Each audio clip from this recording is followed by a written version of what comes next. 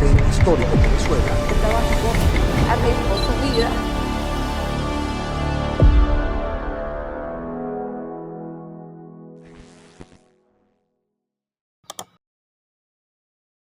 Los testimonios y opiniones emitidos en este espacio representan únicamente el punto de vista de los entrevistados, quienes dan fe de la autenticidad de los hechos.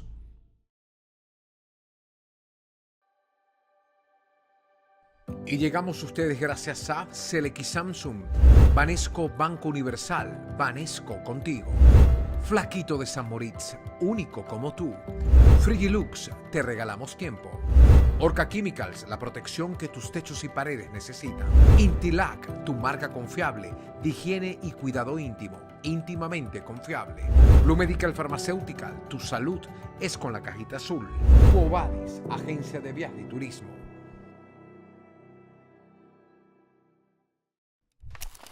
Mira, uno no se puede resistir a una delicia así.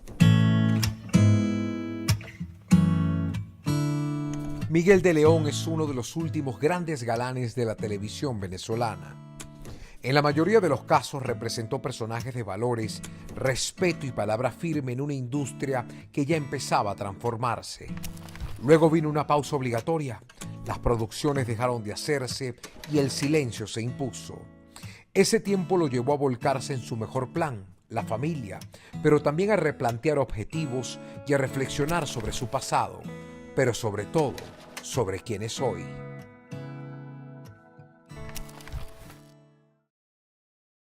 Bueno, Miguel, contento de tenerte aquí, figura importante para nuestra etapa, una etapa clave de la televisión venezolana, de la memoria colectiva, hay muchos televidentes que te recuerdan con especial aprecio.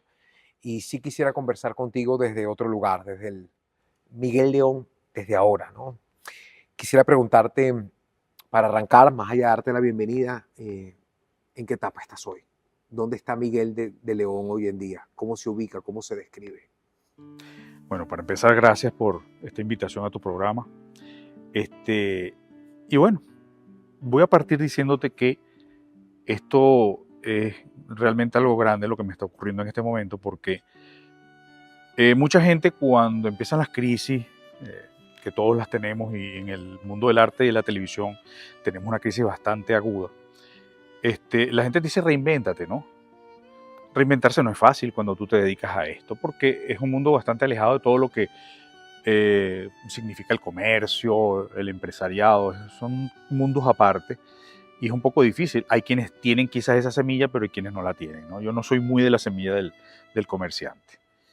Y empieza a darse ahorita como un cambio, ¿no? A pesar de que estaba todo como muy lento. Y, por ejemplo, en este momento nos vemos, y me estás haciendo la entrevista, en un sitio donde mi carrera nació. Yo nazco en el teatro, me formo en el teatro universitario, pero ya luego por cuestiones de carrera de televisiva ya no pude continuar mis pasos en el teatro como yo hubiese querido, porque empecé a hacer roles muy fuertes que me impedían al 100% poderme dedicar a otra cosa. Entonces me fui alejando poco a poco, pero de repente la vida es así. Te retorna otra vez, quizás a tus inicios, y aquí estamos haciendo la entrevista en un teatro tan maravilloso como este. Pero te he visto, y lo quiero tomar como una pregunta muy personal, muy resguardado, muy en silencio, ¿no? Muy al disfrute de tu familia. ¿Es un equilibrio que decidiste tomar más allá de lo que hablas de una carrera que en algún momento fue demasiado exigente? Sí, es posible, ¿no? Quizás por circunstancias económicas y sociales generales, no solo de Venezuela, sino de toda Latinoamérica, que entró como una recesión, y eso hace que las personas que ya estamos en el medio y que ya tenemos cierta edad empecemos a tener menos trabajo día a día, ¿no? Yo simplemente lo que hice fue replegarme y dedicarme a darle calidad de vida a mi propia familia. Yo he podido estar para ellos, cosa que quizás en algún momento, si ellos hubiesen tenido esta etapa de adolescencia, niñez, adolescencia, cuando yo tenía 20 y tantos años, no lo hubiesen tenido. Y a lo mejor me estuvieran culpando, mira, fuimos hijos un poco como medio abandonados. En cambio, yo he podido darles eso, y de verdad, siempre lo digo, es algo que no se paga con nada, pues definitivamente. Es posible que haya sido consecuencia de, pero fue muy bien aprovechado. Mientras Venezuela atravesaba uno de los momentos más duros para su industria, Miguel de León eligió el silencio. No fue ausencia, fue decisión. En medio de un país sin producciones y con pocas oportunidades, se volcó al proyecto más importante de su vida, su familia. La formación y el cuidado de sus hijos marcaron ese tiempo, siempre con la esperanza de que algún día la industria volviera a abrirse y ofreciera nuevas oportunidades. Quiero seguir hablando sobre esa inmediatez y rapidez que tuviste en la televisión venezolana. Me refiero de un personaje tras otro, de esa construcción actoral que más allá del teatro te ayudó a manejar la televisión entre proyecto y proyecto, y sobre todo un papel que nos acostumbramos a verte, que fue el de galán, ¿no? ¿Cómo se construye un galán dentro de esa rapidez que te tocó vivir de una protagonización tras otra y no sonar repetido, no aburrirte dentro de un personaje que mucha gente te encasilló porque eras el galán del momento, ¿no? Bueno, ya el hecho de ser galán ya es una casilla, definitivamente. Traté de darle ciertos colores. Es un poco difícil porque más o menos todos se enmarcan en un tipo de rol social y de un esquema social, y es un cliché en determinada manera, ¿no? Pero yo siempre traté de darle como un poco de pintura y pintarlo de una forma diferente uno de otro. Todos esos personajes fueron hechos en una época en la que la televisión estaba en un gran momento. Y para que todo eso se pudiera dar, tienen que confluir muchos factores. Entre todos los factores es formación, fundamental, ¿no? Y la otra, que es suerte, fundamental. Quien cree en ti y te apoye, fundamental. Porque si no tienes alguien que cree en ti y que te apoye, es imposible que tú puedas realizar una carrera. Es como el deporte, pues. El deporte, si el director técnico futbolístico no cree en ese jugador no va a tener los minutos en cancha como para demostrar para qué sirve y si sirve o no sirve. El medio es lo mismo, ¿no? Quizás en un principio ya yo llegué bastante preparado porque venía ya con 5 o 6 años formándome. Cuando yo comenzaba ya recién como al año nada más de haberme estado formando, tuve una oportunidad. Yo tuve una entrevista con Juan Lamata en Radio Caracas Televisión. Y cuando salí de allí, yo le dije a las personas que me estaban apoyando en eso que yo no estaba preparado, que yo no podía aceptar empezar en la televisión porque iba a ser un fracaso. Bueno, no sabe. Mi papá, ellos, todo el mundo se molestó conmigo porque decían, ¿cómo va a ser que tengas una oportunidad como esta, que hayas estado frente a Juan hablando con él y no vayas a aprovechar eso? Bueno, no lo hice y les dije, no, yo voy a seguir haciendo mi teatro. Regresé con Ricardo a seguirme formando. Ricardo fue mi maestro. Y luego, cuando ya de verdad el peso económico de la vida y todo lo demás te empieza a decir, mira, o mejor buscas o ves qué haces, ¿no? Entonces empecé a buscar y me costó casi 8 años de pica piedra, y entonces hacía pequeños personajitos. Comencé, las primeras 4 o 5 novelas que hice fueron pequeños personajes hasta que tocó La Revancha, que fue un personaje un poquito mejor, con Giancarlo como protagonista, era su mejor amigo, y eso por supuesto te da mucha pantalla. El mejor amigo, a pesar de que es la réplica ahí todo el tiempo que tiene que tener galán al lado, pero estás todo el tiempo en pantalla. Eso es importantísimo, ¿no? Eso me empezó a dar a mí ese tipo de pegue, pues, y bueno, gente fundamental pues que estuvo detrás de mí. En principio, por supuesto, Arquímedes Rivero, que fue un gran mentor para mí. Por supuesto que Manuel Frei Grijalva, que para mí es otro gran mentor. Y bueno, otra gente en México también, como Salvador Mejía, escritores como Albertico Gómez, como Carlitos Romero, a quienes les debo mucho también. Es mucha gente la que confluyó pues, para hacer como un apoyo y una plataforma para que este artista pudiese estar en las casas pues, de la gente durante tanto tiempo. Sí, un actor insisto, con esa cantidad de proyectos continuos, donde a veces pareciera que los códigos pueden repetirse, sobre todo el de galán, que genera una estructura por lo menos sólida, ¿no? De siempre de caballerosidad. Más tú representas eso, no solamente por tu voz, cómo te peinas, siempre has sido muy correcto, incluso en el tema de la imagen. Muchos actores dicen que esos códigos, cuando empiezan a luchar con demostrar que pueden hacer más, empiezan inclusive a rechazar el tipo de esos personajes que le viven tocando. ¿Cómo fue el caso de Miguel? ¿Te pasó lo mismo o te sentías cómodo siendo siempre el galán de televisión? Sí, yo siempre he pensado que lo que la vida te da es lo que tienes que tomar, ¿no? Definitivamente. ¿No luchas contra eso? No lucho contra eso porque es un río y Listo. luchar contra el río a veces te puedes ahogar y eso es peligroso. La misma, las mismas personas que te digo que me apoyaron, que me faltó decir unos cuantos más, de los cuales estuvimos hablando hace poco, Tony Rodríguez y Johnny Pulido y la gente de VIP 2000 fueron gente fundamental también en que ciertas cosas comenzaran a variar. ¿Por qué Tony? Porque Tony me agarra, por ejemplo, en el 2012 y me dice, mira, vas a ser un personaje totalmente diferente y quiero que hagas otra cosa. Te vas a dejar la barba, te vas a dejar los pelos largos, vas a ser un borracho barrigón, que fue un personaje que hice en Las Bandidas, papá de McGaffney, en esa novela. Y bueno, fue un gran personaje para mí, al menos me dio un gusto a mí personal tremendo poder realizar algo que distaba muchísimo de lo que yo había hecho en toda mi vida. Okay. Y de en adelante empecé a hacer como cosas diferentes. Hice también un jefe de policía en una investigación, en Cumbres Borrascosas. Hice uno de los padres dentro de las pruebas de fe, otro unitario.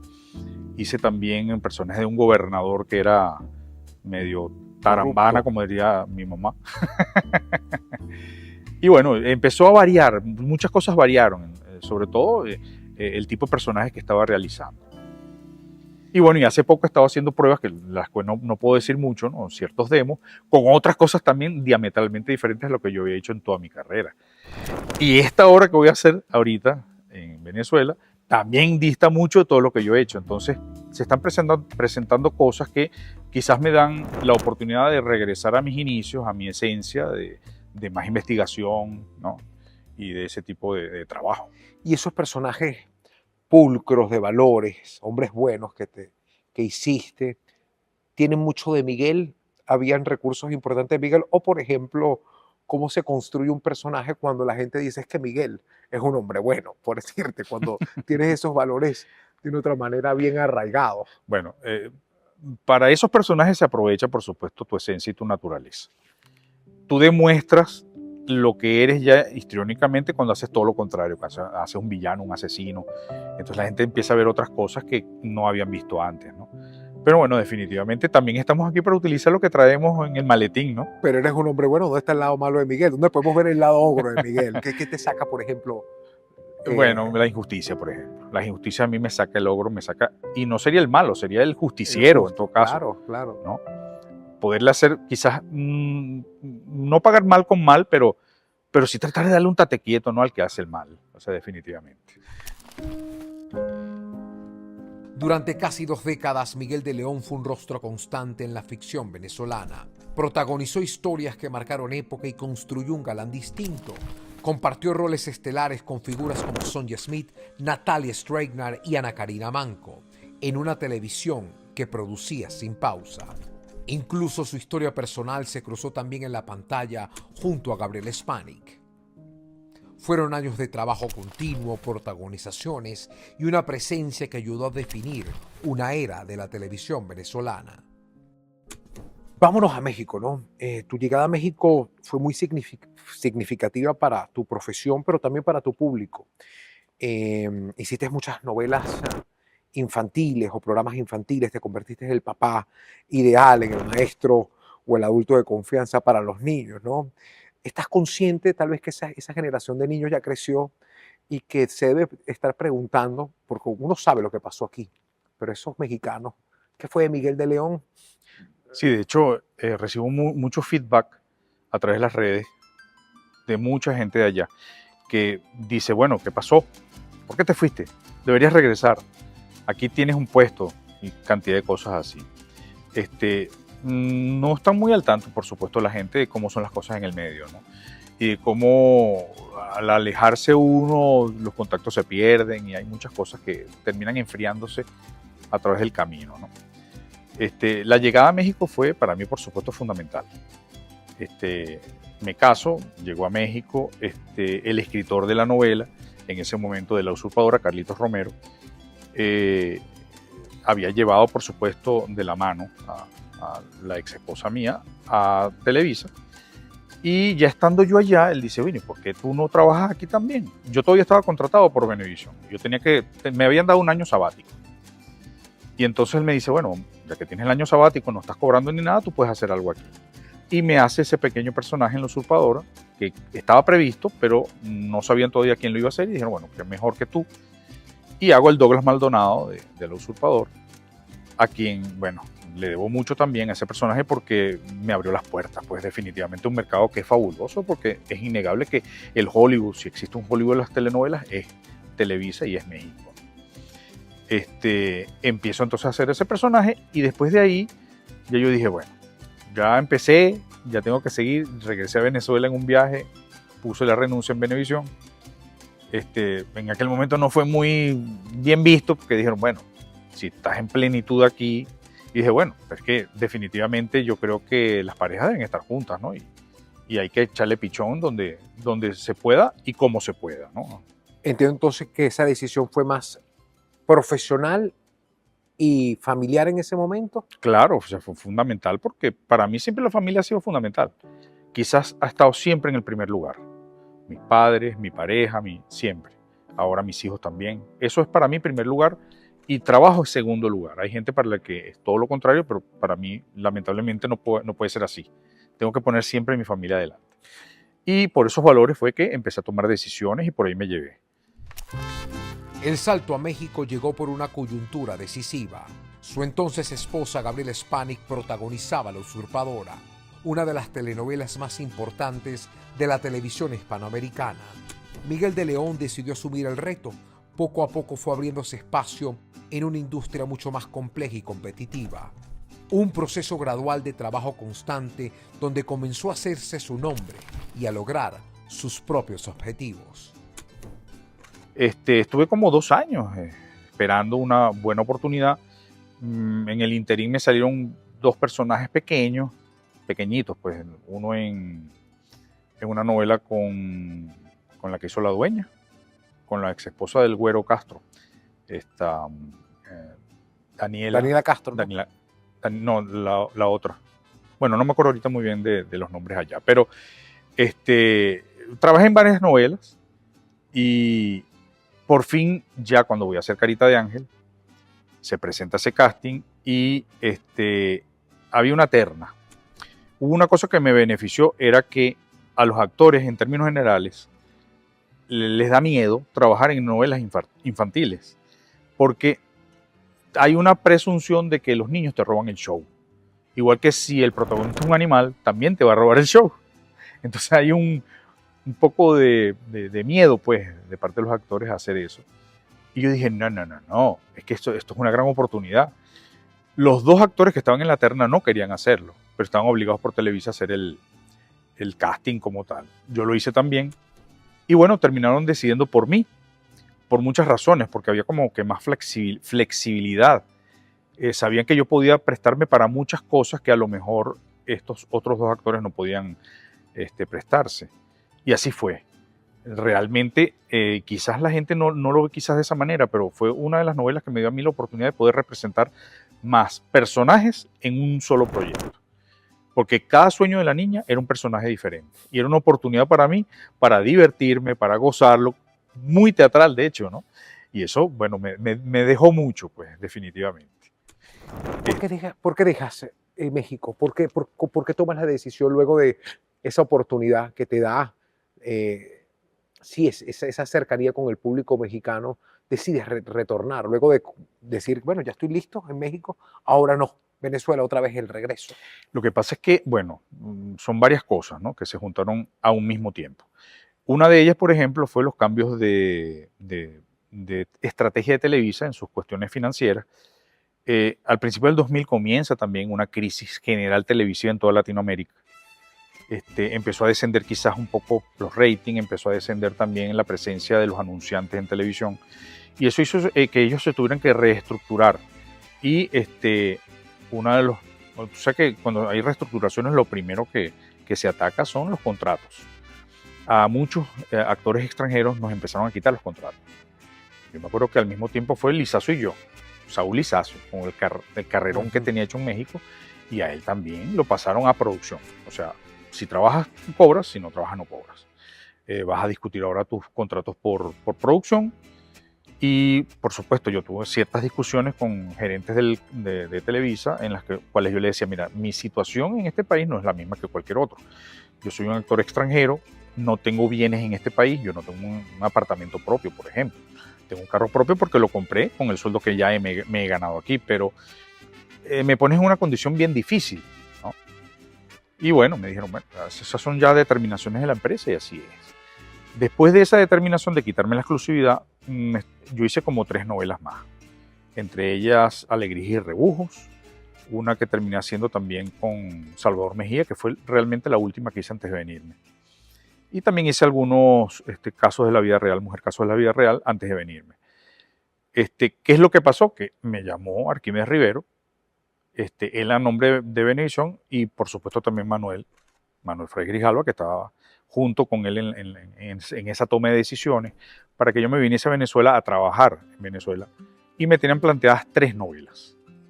Entonces, punto 1, Televisa me da un revés económico, Venevisión me propone una buena propuesta económica, tenía problemas personales en ese momento también, ¿no?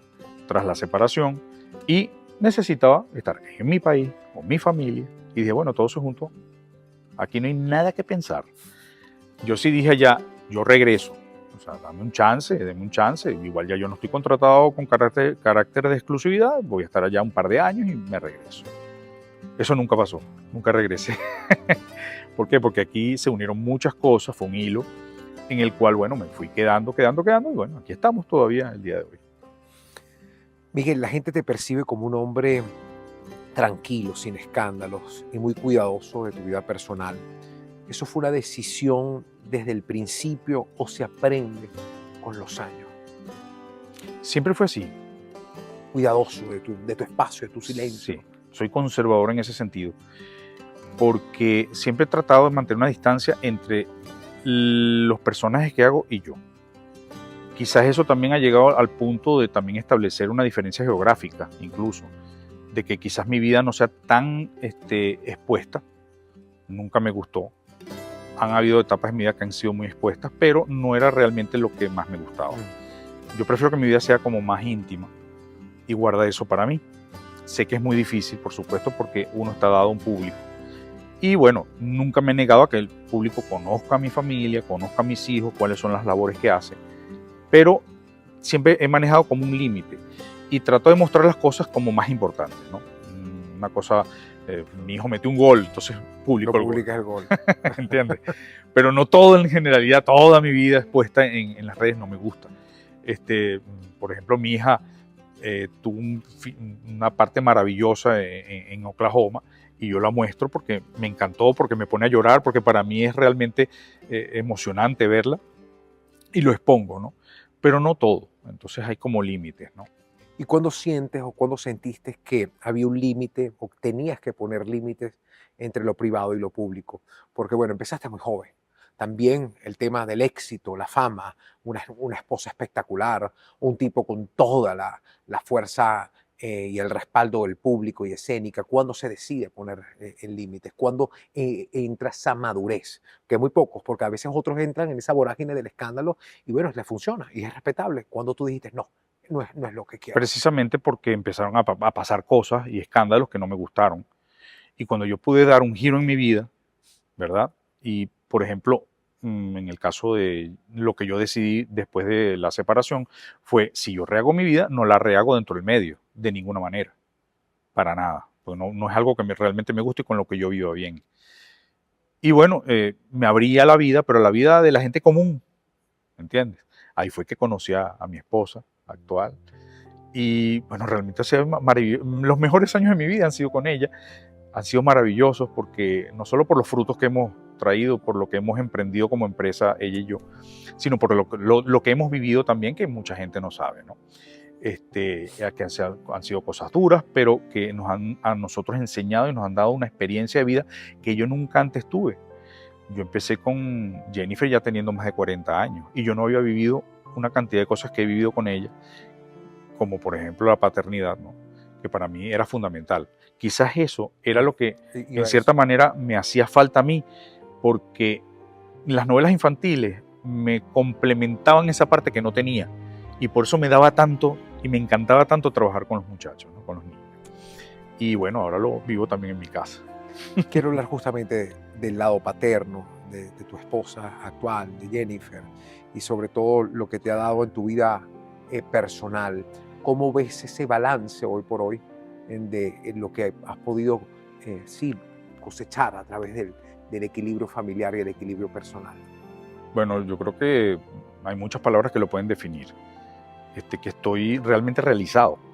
Esa quizás sea la palabra más importante, ¿no?, en mi vida. Estoy realizado porque no solo he hecho una gran carrera, sino he hecho una gran familia. Y entonces esas dos cosas se complementaron. No me puedo quejar de la vida. A pesar de todo lo que ha pasado, todos hemos pasado por momentos difíciles, sociales, políticos y de todo tipo, pero a pesar de todo, puedo decir que la vida es hermoso vivirla, es hermosa, es linda, vale la pena amanecer todos los días, ver ese cielo azul y decir, estoy todavía aquí, gracias. Tus hijos, cuéntame de tus hijos. Sé que les pones poco, pero ¿qué vienen a traer tus hijos en realidad a tu vida, ¿no? Bueno, me vienen a enseñar fundamentalmente, ¿no? Porque siempre uno se encuentra como confuso en determinados momentos de qué actitud tomar ante cada decisión que tienes con ellos, ¿no? Pero la vida también te va enseñando y te va diciendo, y la misma personalidad que tú has formado en tu familia hace que tú lleves esos valores a la nueva familia, que es la que estás formando. Y eso me ha ayudado mucho. Mis padres y los padres de Jennifer nos dieron mucho a nosotros, que es precisamente esos valores, y nosotros hemos tratado de transmitirlo a ellos. Cada quien tiene su individualidad también, ellos tienen su forma de ver el mundo, pero en esa lucha, ¿no?, le tratas de influir con tus valores, ellos tratan de también influir a uno y conseguir ciertas libertades que a lo mejor uno quiere dar, pero en esa lucha es que vamos creciendo, ¿no?, todos. Por ejemplo, mi hija Isabela tomó el camino mío.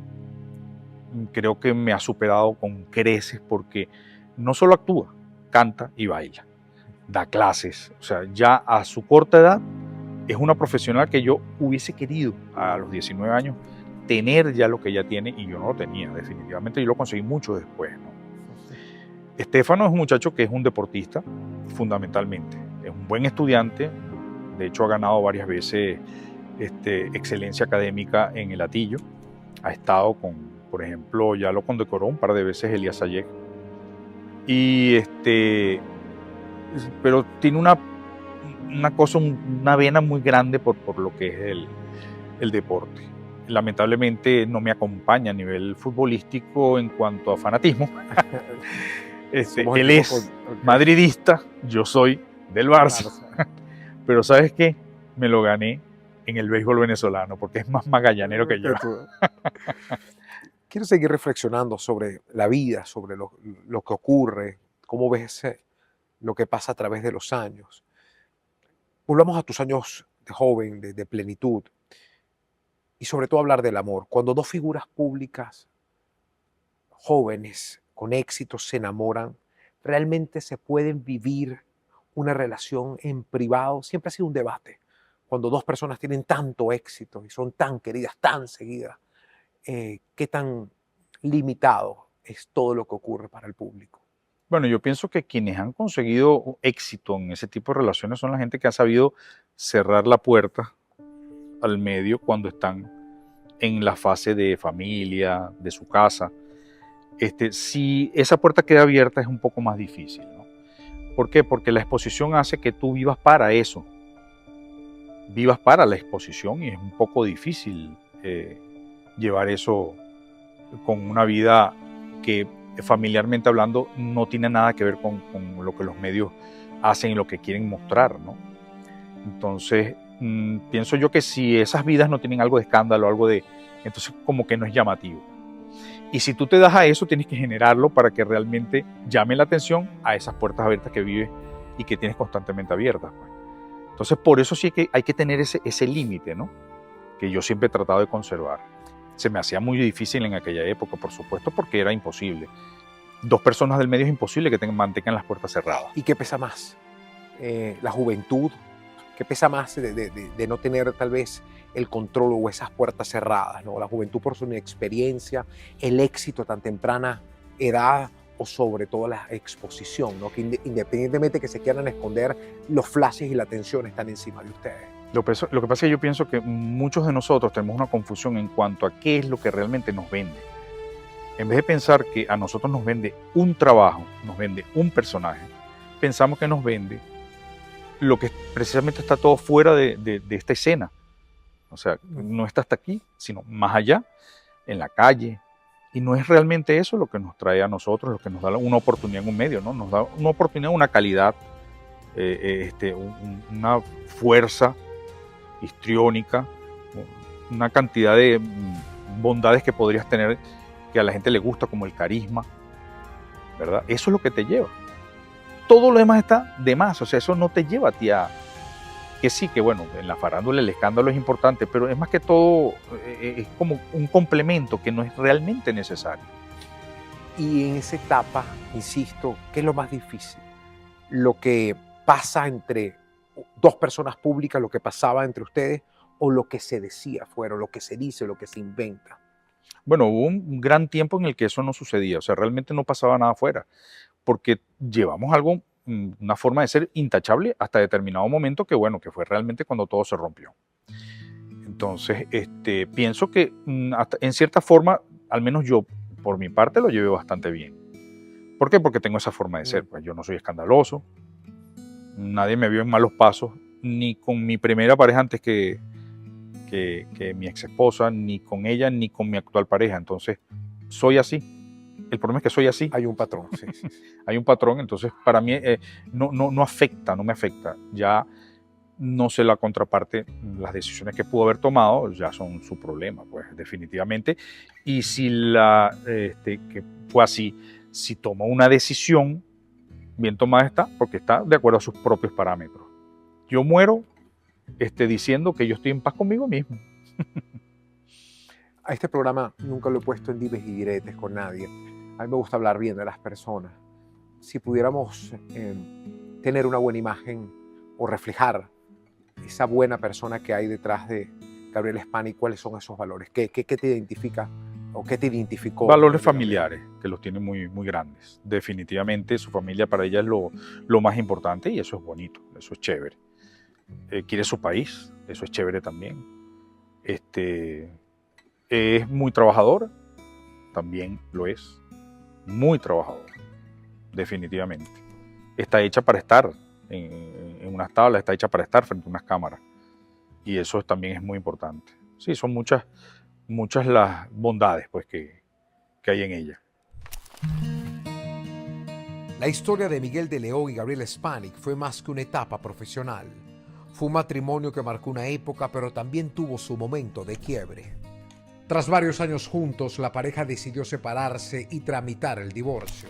Miguel ha dicho públicamente que no hubo terceros ni tampoco violencia, solo cambio de intereses y perspectivas que los llevó a concluir que lo mejor era tomar caminos separados.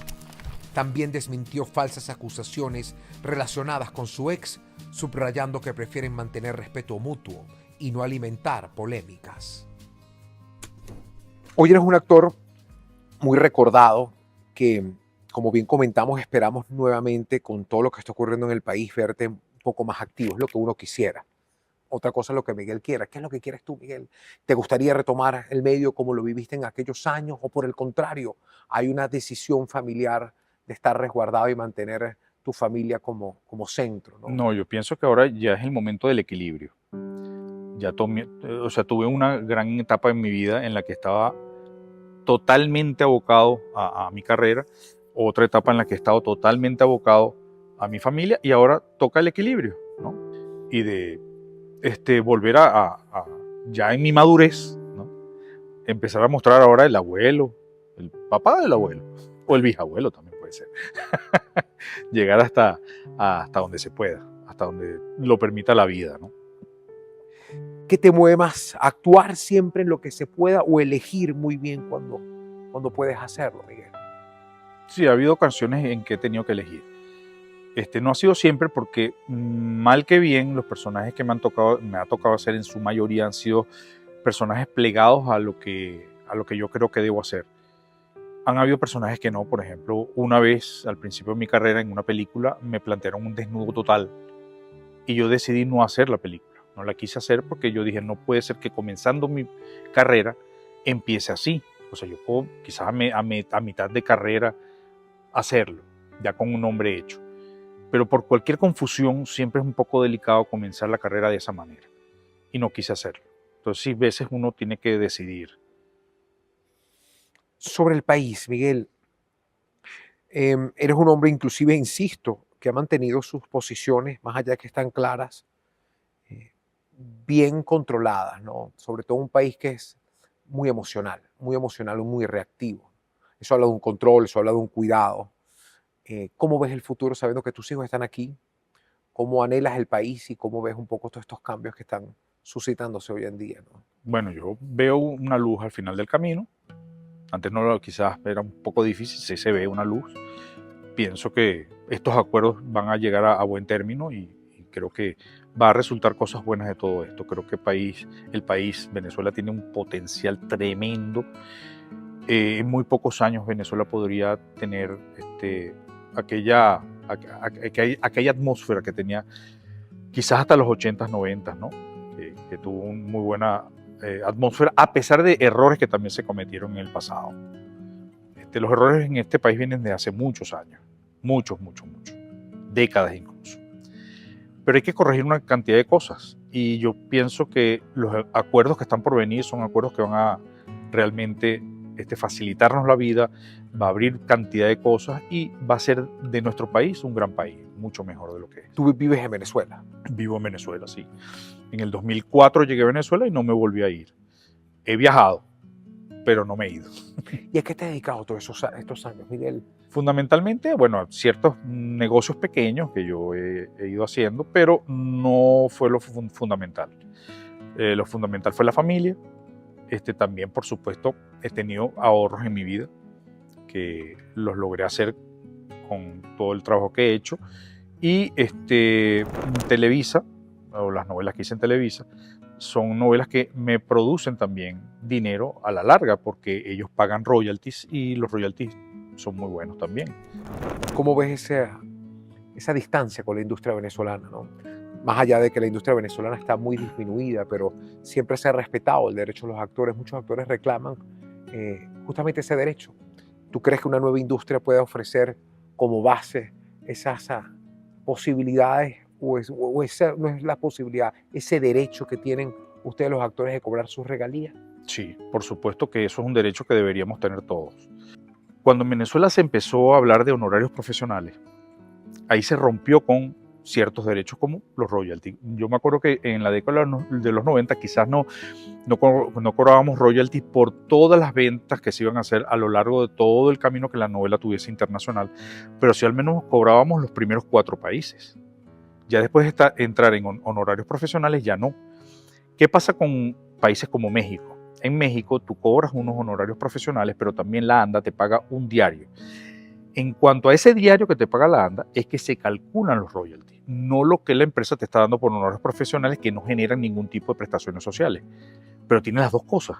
En cambio, nosotros aquí nada más teníamos una y no nos protegía, ¿verdad? Esta otra parte que es la ANDA, Asociación Nacional de Actores, que a través de la ANDI, Asociación Nacional de Intérpretes, te pagan esas regalías. Eso es fundamental para los actores. Los actores en México, todos, en determinado momento de su vida, empiezan a depender de ese pago. Porque la ANDI no solo se encarga, y la ANDA, de hacer esos pagos, sino también de cuidar cosas a nivel médico, a nivel social, de nuestra comunidad de actores. Y eso es fundamental para todos. Pues deberíamos, en cualquier reinicio pues, de un empresariado televisivo, otra vez con fuerza, deberíamos pensar un poco más también en eso, en tener una comunidad artística sana, porque esa condición de ser sano tiene que ver mucho con tener una protección. Y si esa protección económica incluso no se da, es muy difícil. devolver la televisión, en esa televisión de oportunidades, ¿qué no debe volver a pasar? ¿Cuál es una crítica constructiva de quienes ejercen y dan posibilidades para que la industria pueda seguir vigente y el respeto necesario de sus empleados y actores? Bueno, deberíamos tener reglas claras, que los contratos colectivos nada más beneficien a una de las dos partes, sino beneficia a ambas partes. El objetivo nunca es destruir una empresa. Pienso que hemos estado muy equivocados muchas veces en la historia última de Venezuela, en que hay que destruir al empresario, pero es que es el empresario también el que te paga en cierta manera. Entonces, eso es una convivencia que hay que cuidar, y hay que cuidar, más bien son las normas que la van a regir. Pero tú no puedes destruir ninguna de las dos partes, ¿entiendes? Hemos jugado un poco a destruirlo todo y no puede ser. O sea, de verdad, solo la reconstrucción y construcción es lo único que puede hacer una vida mejor en un país, no la destrucción. Todos los modelos económicos y modelos políticos y sociales que parten por la destrucción para lograr algo, realmente son todos un fracaso. Porque en la unión de las cosas y en todo caso en el control de ciertas cosas que estaban descontroladas, es la única forma de tu poder seguir adelante y hacer un mejor país, pues es la única manera, pero no destruyendo. Sí, a veces uno quisiera saber cómo la industria puede tomar un camino y sin duda uno entiende que el talento está dispuesto a apoyar ese nuevo crecimiento. Y quiero hablar un poco de tus compañeras de trabajo que están ahí vigentes en redes. Por ejemplo, uno ve a Natalia, que está nuevamente tratando de tener un espacio en las redes sociales. Carolina Perpetuo está activa, Ana Karina Manco está activa, Sonia tiene también un espacio importante. Busca la forma también de mantenerse siendo, buscando otra profesión como enfermera. ¿Cómo ves ese cambio drástico que a ustedes le dio la vida? Y sobre todo, bueno, ver esa capacidad de reinventiva a través de quienes fueron tus grandes compañeras de trabajo, ¿no? Bueno, es admirable, definitivamente es admirable ver cómo las compañeras y también los compañeros han hecho maravillas, pues, para poder seguir en este planeta haciendo una vida, pues, ¿no? Eso es admirable, realmente es heroico, sobre todo en momentos en los que la crisis casi que nos lleva así por tipo vaguada. Gente como Sonia, por ejemplo, ¿no? Por hablar, tú la mencionabas ahorita, las cosas que ha hecho, pues, en su vida y cómo comparte su vida entre la cuestión artística y también otras labores que está haciendo. E igual todos los demás, todos hemos estado haciendo de una o de otra forma eso. Albita Roversi, gente como también Gledys Ibarra, que está en Inglaterra, haciendo cosas por allá y llevando en alto, por supuesto, el nombre de Latinoamérica y de Venezuela, haciendo teatro en de verdad, eso es admirable, cómo ha logrado hacer una vida allá y como artista en un sitio tan difícil como es Londres. O sea, de verdad, mi respeto, chama. ¿Quién fue tu gran compañera de trabajo?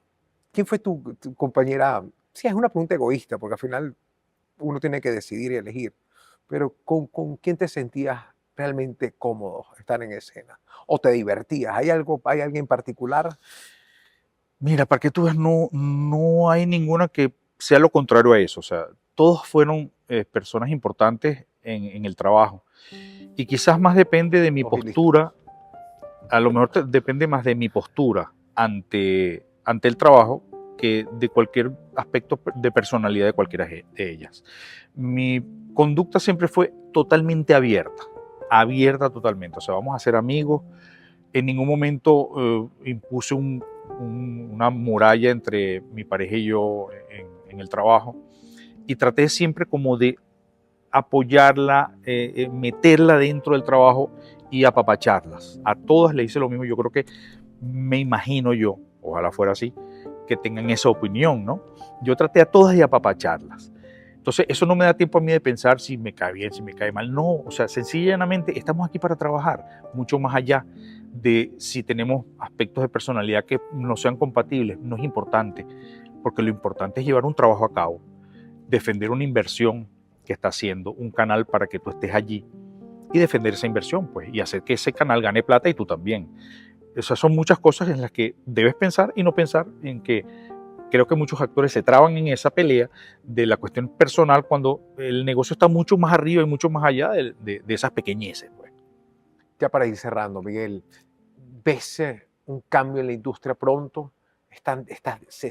¿Cómo lo palpas? ¿Están dispuestos como actores de nuevamente reactivar una industria que fue modelo para el hemisferio? Por supuesto que sí. Fundamentalmente como actor y fundamentalmente también, si se requiere, atrás de cámaras. ¿Por qué no? También. De apoyo un poco para las nuevas generaciones entiendan cómo se hace el trabajo también. En cualquiera de los dos sitios, aquí o allá atrás.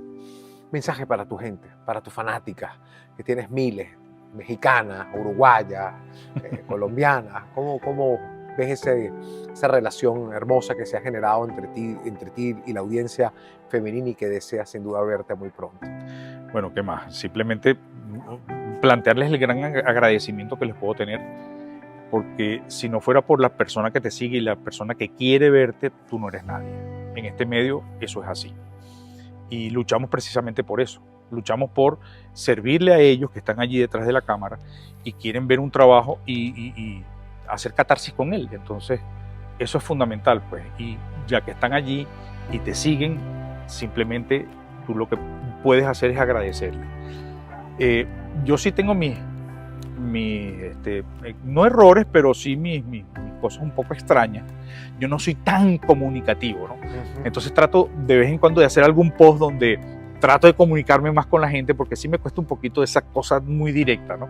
No soy de los que contesto muchos DMs ni nada, porque me cuesta.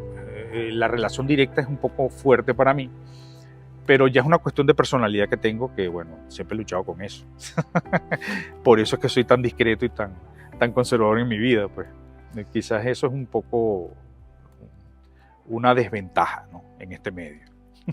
Miguel, agradecido, bueno, por abrir un poco esa puerta que decías que te gusta mantener cerrada y darnos detalles un poco de esa reserva que tienes y que el público le encanta conocer más de quien tanto quiere y admira. Agradecido por tu tiempo. No, Luis, agradecido a ti por también abrir esta ventana, y que es tu ventana y es la ventana de todos nosotros cada vez que nos das una oportunidad de poder llegar a la gente. Así que de verdad. Mira, un chocolatico para Jennifer, ¿ok? No puede faltar, ¿ok? Ok, ya te lo llevo. Por favor, dile que bueno, que lo ha logrado ella, que lo logró. Chévere. Ok, agradecido.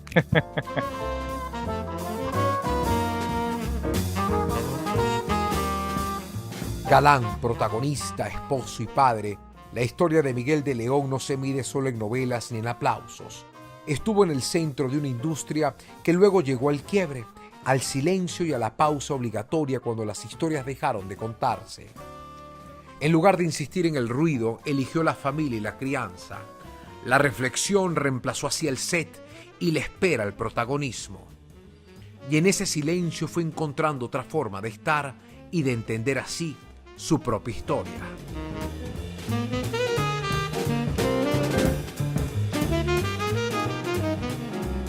Y llegamos a ustedes gracias a Select Samsung, Banesco Banco Universal, Banesco contigo. Flaquito de San Moritz, único como tú. Frigilux, te regalamos tiempo. Orca Chemicals, la protección que tus techos y paredes necesitan. Intilac, tu marca confiable de higiene y cuidado íntimo, íntimamente confiable. Blue Medical Pharmaceutical, tu salud es con la cajita azul. Quo Vadis, agencia de viaje y turismo.